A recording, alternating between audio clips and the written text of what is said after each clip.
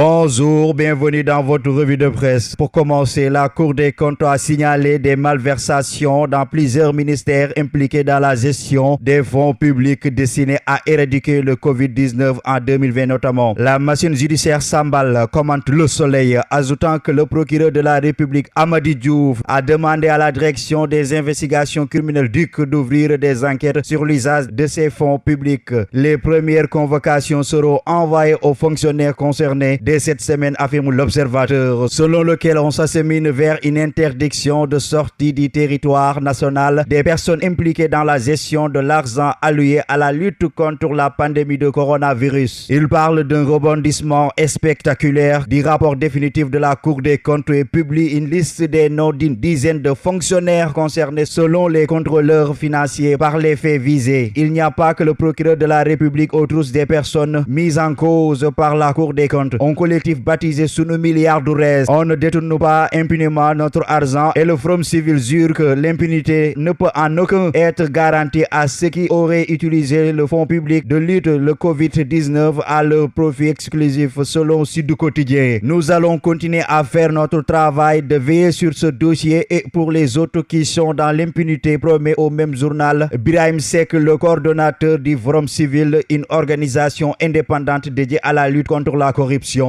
Cette décision du procureur est un pas important, affirme Mondiaï Cissé, l'un des leaders du collectif baptisé Sunu Milliardaires. Mondiaï Cissé demande à l'Assemblée nationale de veiller à ce que les éventuels prévenus soient traduits devant la haute cour de justice pour le cas des ministres si les faits présumés venaient à être confirmés. Si les présomptions de la Cour des comptes sont prouvées, les prévenus pourraient être condamnés à des peines variant entre 2 et 10 ans. Tient à savoir Walf Quotidien. Conformément aux 12 recommandations des enquêteurs, le parquet a été saisi à son tour. Il a ordonné à la DUC d'ouvrir une information judiciaire contre les ministres et directeurs épinglés, écrit-il. Un festin de gargatua. Il était devenu difficile pour les pouvoirs publics de faire l'impasse sur la question, souhaitant que les investigations ne servent pas à enterrer le dossier. C'est l'un des meilleurs moyens pour nos dirigeants de regagner la confiance des citoyens, commente Le Quotidien. C'est à saluer. Ce que nous demandions, c'est pour voir si les fautes sont avérées, a dit au même journal le militant des droits de l'homme Aliou Tine. Ce n'est pas sûr, tient à signaler Le Témoin quotidien, que l'ouverture d'enquêtes préliminaires suffise à calmer certains secteurs de l'opinion. Il fait allusion aux réclamations faites par certains citoyens qui exigent que les présomptions de détournement de fonds publics soient étayées. Turbine impose la question de savoir à quoi le peuple peut réellement s'attendre des enquêtes concernant des plus proches du chef de l'État à la suite du festin sur les fonds force Covid-19. Le garde des Sceaux semble lui répondre en rassurant en même temps Besbi le jour. Le rapport de la Cour des comptes n'a pas été fait pour être rangé dans les tiroirs, rapporte le journal en citant le ministre de la Justice. Le procureur de la République aussi se veut rassurant. Toute personne impliquée sera devant la justice, jure Amady Diouf dans ses propos rapportés par le journal Enquête.